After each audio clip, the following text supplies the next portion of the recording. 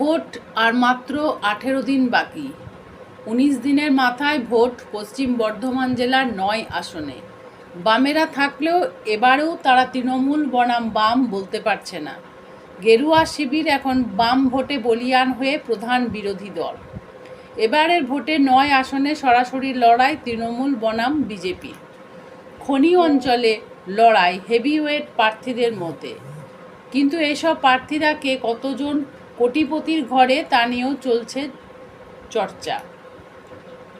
প্রথমেই আসা যাক আসানসোল উত্তর আসনে। তৃণমূলের জেলার সুপার হেভিওয়েট তথা বিদায়ী মন্ত্রী মলয় ঘটকের সাথে বিজেপি প্রার্থী হেভিওয়েট কৃষ্ণেন্দু মুখোপাধ্যায়ের ভোট যুদ্ধ।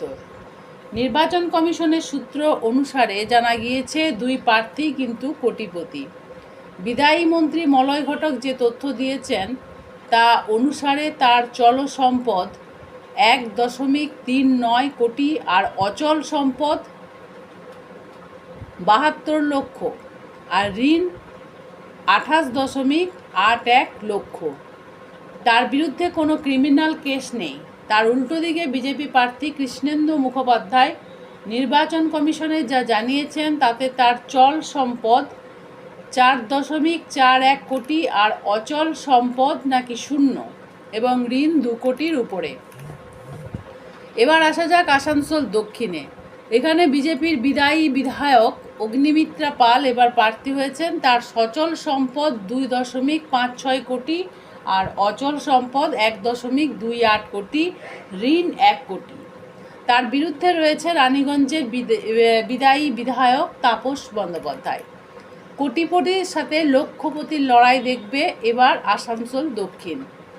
নির্বাচন কমিশনের তথ্য অনুসারে তাপস বন্দ্যোপাধ্যায়ের চল সম্পদের পরিমাণ 18.48 লক্ষ টাকা আর অচল সম্পদ 60.75 লক্ষ টাকা।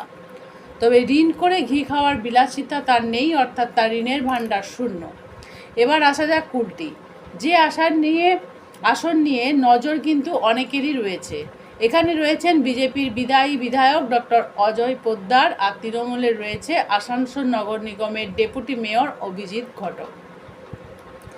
এই বিজেপি বিধায়কের চল সম্পদ 1.37 কোটি আর আসানসোল উত্তরের বিজেপি প্রার্থীর মতোই এই বিদায়ী বিধায়কের অচল সম্পদ কিন্তু শূন্য, ঋণ 4.9 লক্ষ। তৃণমূল প্রার্থী অভিজিৎ ঘটক কোটিপতি, তার চল সম্পদ 2.17 কোটি আর অচল সম্পদ 23.4 লক্ষ, ঋণ 11.42 লক্ষ। 3 আসনেই নজর সবার। কে হারবে কে জয় পাবে তা নিয়েই চলছে চর্চা।